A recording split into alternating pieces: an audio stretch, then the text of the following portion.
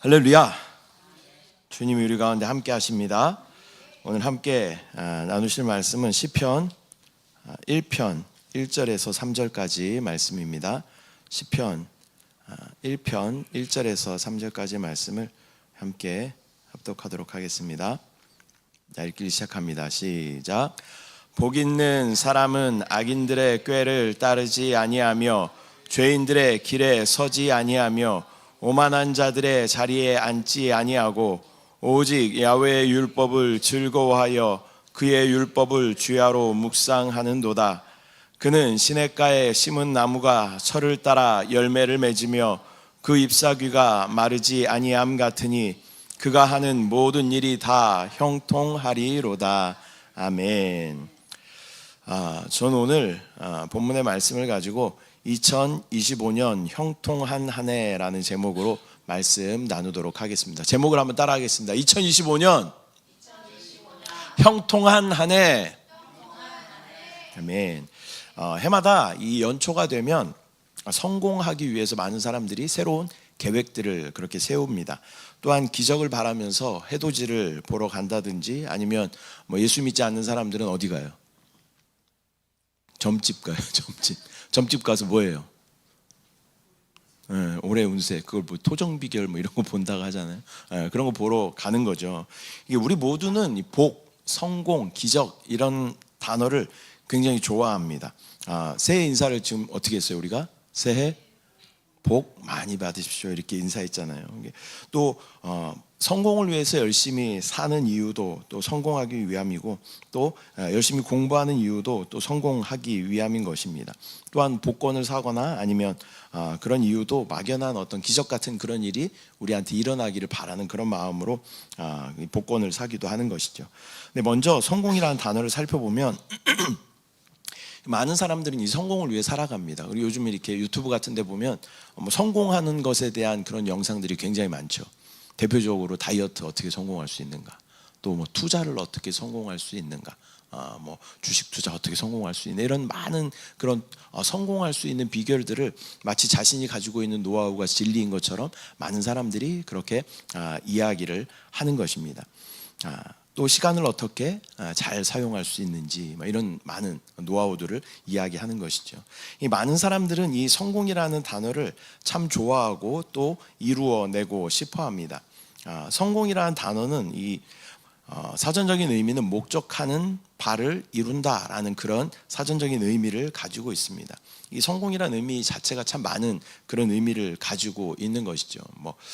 작은 아이들은 저희 아이가 이제 어렸을 때는 처음에 이제 퍼즐 한 10개짜리 10조각짜리 이런 퍼즐 하나 맞추고 나서는 진짜 막 세상의 모든 것을 다 이룬 것처럼 그렇게 막 기뻐했던 그런 성공도 성공이죠. 퍼즐 다 맞추는 것도 성공이죠. 또 누구는 어떤 시험을 잘 통과해서 이것을 성공하고 자격증을 딴다거나 이런 것도 이제 성공이 될 수 있는 거죠. 또 이제 국가적으로 봤을 때는 어떤 전쟁에서 승리하거나 이런 큰 일들도 성공이다라고 이야기할 수 있을 것 같습니다. 반대어로는 자신이 원하는 바를 이루지 못했을 때 우리는 이것을 실패라고 이야기합니다. 그런데요, 성경에 찾아보면요, 이 성공이라는 단어가 그렇게 많이 나와 있지 않아요. 성경책이 이렇게 두껍잖아요. 근데 이 성경책 안에 성공이라는 단어가 몇 번 정도 나올 거예요? 네, 2번 정답. 문상 나갑니다. 2번 나와요, 2번. 우리가 이제 성공이라는 단어를 많이 쓰는 거에 비하면 성경책에 나오는 성공이라는 단어는 굉장히 적게 나온다라는 그런 생각을 갖게 되는 것이죠. 그래서 욥기에 이렇게 나옵니다. 욥기 5장 12절에 하나님은 교활한 자의 계교를 꺾으사 그들의 손이 성공하지 못하게 하시며, 우리가 생각하는 그 성공하고는 좀 다른 것 같아요. 또 전도서에도 한번 나옵니다.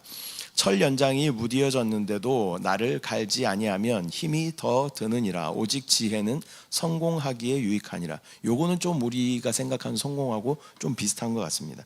근데 생각하는 것보다 성공이라는 단어가 그렇게 많이 나와 있지 않다라는 것을 깨닫게 되는 것이죠. 그러면서 그렇다면 성경에서 말하는 이 성공과 비슷한 단어가 무슨 단어가 있을까라고 생각해 보니까 형통이라는 단어가 생각났습니다. 형통이라는 단어는요, 성경에 구약에만 68번이 나옵니다. 근데 신기한 건요, 신약에는 한 번도 안 나와요.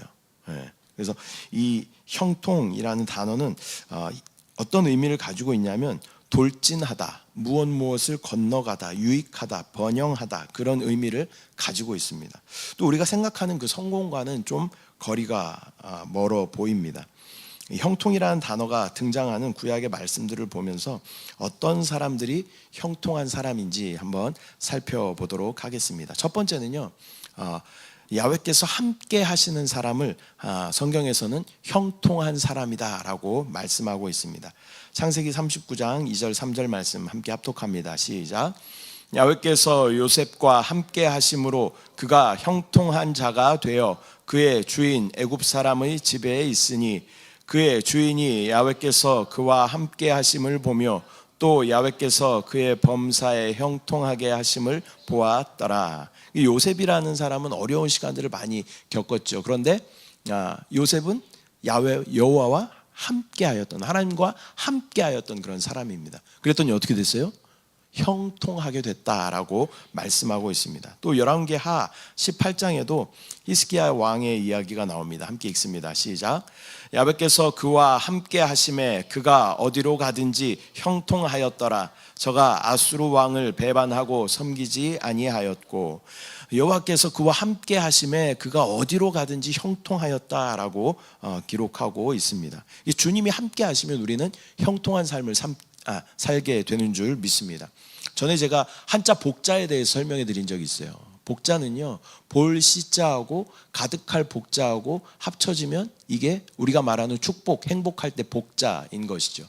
근데 이 볼 시자는 하나님을 나타낼 때 쓰는 그런 단어예요. 그 다음에 가득할 복, 그러니까 이어서 우리가 이해하면 어떻게?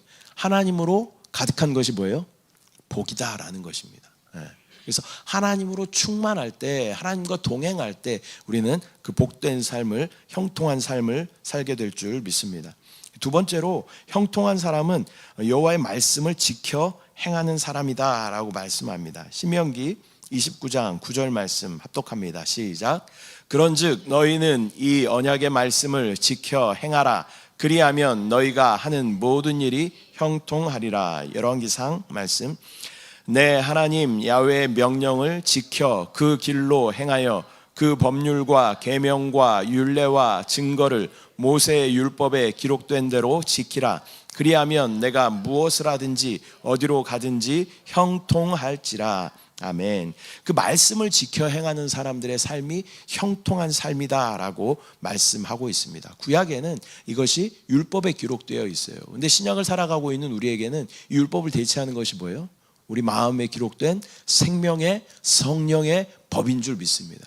이것을 우리가 지켜 행할 때 하나님의 놀라운 형통한 축복이 우리 가운데 부어질 줄 믿습니다. 우리 안에 생명의 성령의 법이 지금도 우리 가운데 말씀하신다는 거예요. 뭐라고? 지금 뭐라고 말씀하실까요? 눈을 떠라. 또 뭐라고 말씀하실까요? 귀를 열어라. 말씀을 들어라.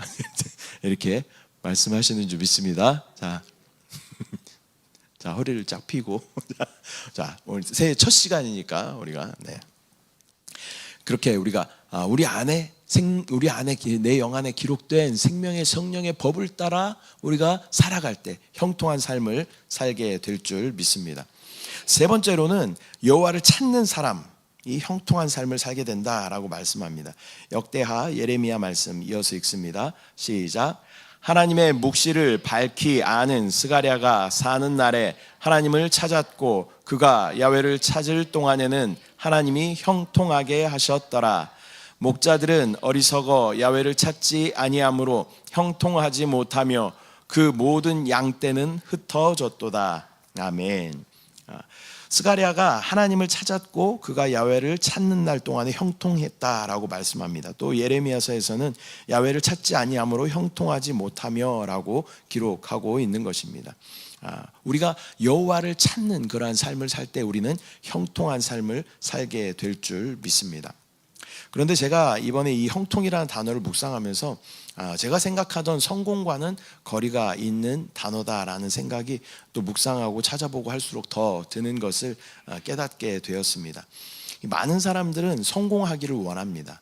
또 믿음이 있는 분들은 성공이라는 단어를 사용하고 싶은데, 하나님 이것 좀 잘 성공하게 해주시고 또 인생에서 좀 잘 성공하게 해주시고 돈도 많이 벌게 해주세요, 이렇게 기도하고 싶지만 하나님 앞에 이게 너무 노골적이잖아요. 그래서 이 성공이란 단어를 대체하는 정도로 형통이란 단어를 우리가 사용할 때가 참 많이 있다라는 것입니다.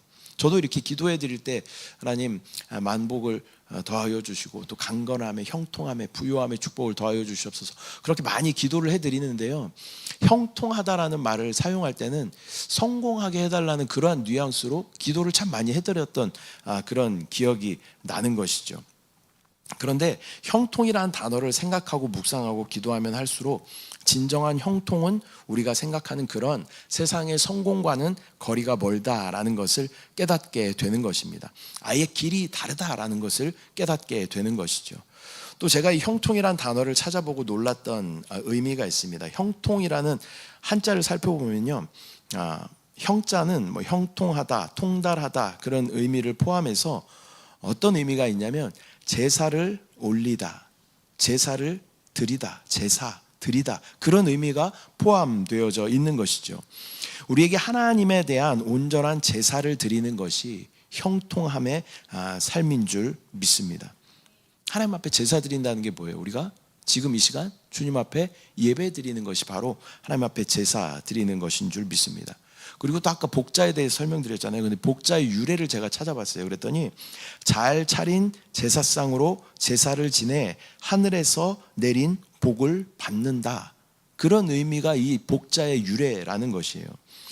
여호와를 찾는 것이 무엇입니까? 바로 하나님 앞에 예배 드리는 것인 줄 믿습니다. 우리가 주님 앞에 예배하는 삶을, 예배 가운데 우리가 성공하고 승리하면 우리는 형통한 삶을 누리게 되는 줄 믿습니다.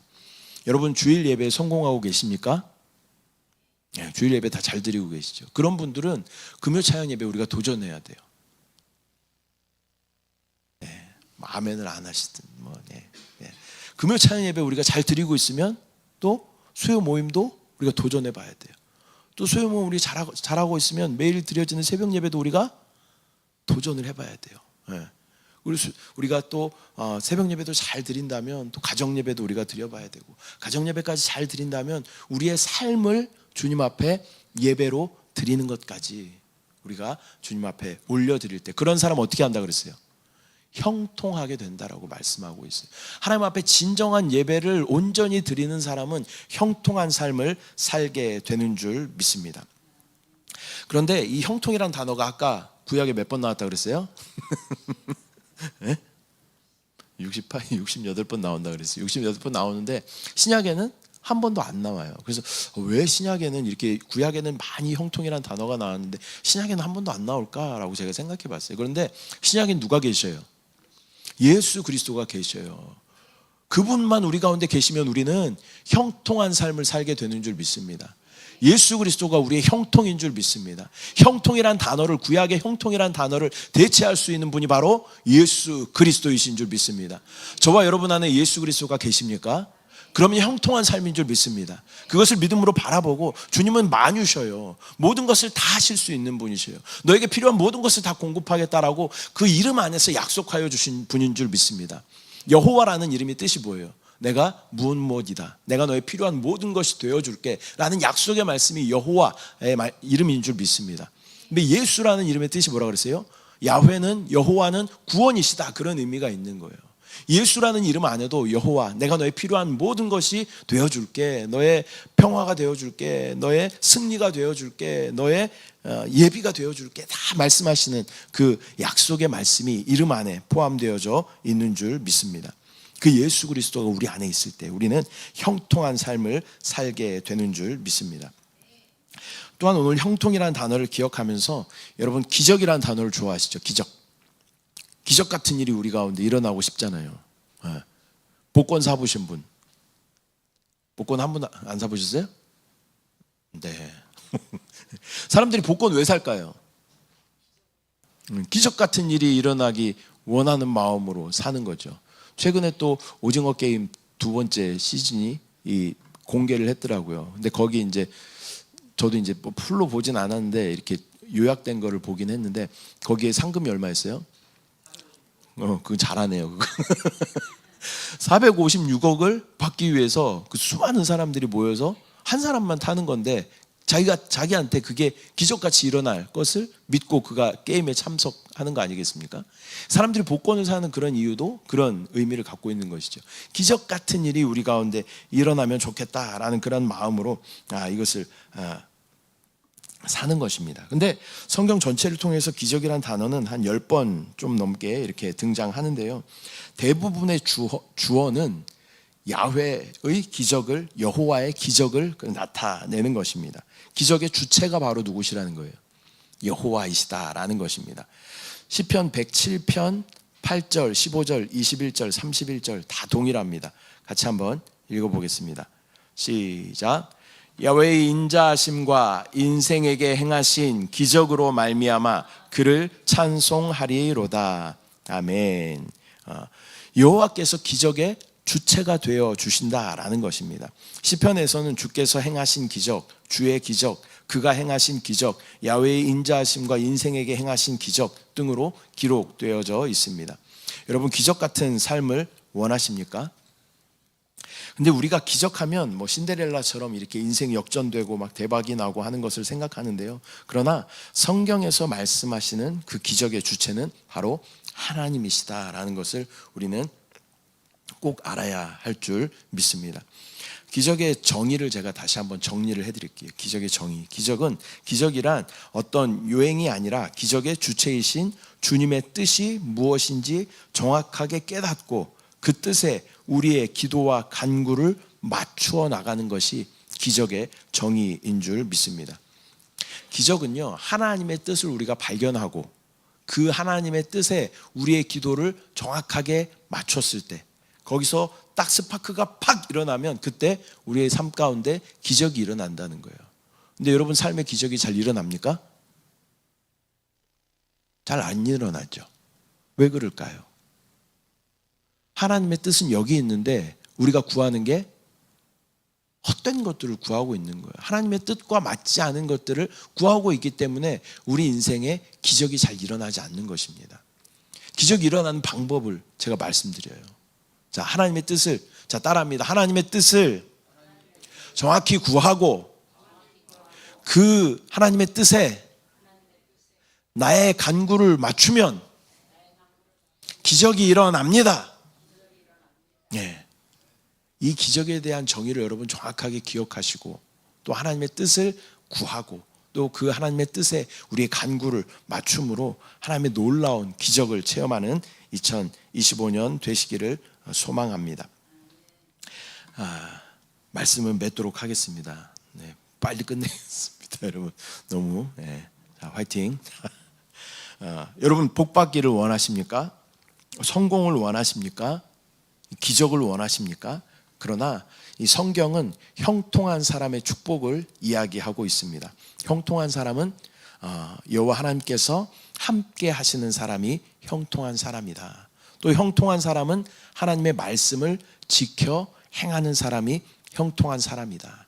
또한 형통한 사람이 되기 위해서는 여호와를 찾는 사람이 형통한 사람이다라고 성경은 말씀하고 있습니다. 또한 내 안에 계신 주님과 끝없는 교통이 바로 형통인 줄 믿습니다. 주님과 대화하고 주님과 교통하는 자체가 형통인 줄 믿습니다. 그분이 만유이시기 때문에 그분과 교통하고 교제할 때 우리 안에 형통한 삶이 나타나게 될 줄 믿습니다. 굳이 성공하려고 하지 않아도 주님이 나의 만족이시고 주님이 나의 축복이 되어 주시는 줄 믿습니다. 사람들이 살아가는 모습은 거의 다 비슷합니다. 하루 3끼 식사하는 것도 똑같습니다. 돈이 많다고 하루에 10끼씩 그렇게 먹지 않죠. 또 좋은 옷 입었다고 비 오는데 비가 젖지 않는 것은 아닙니다.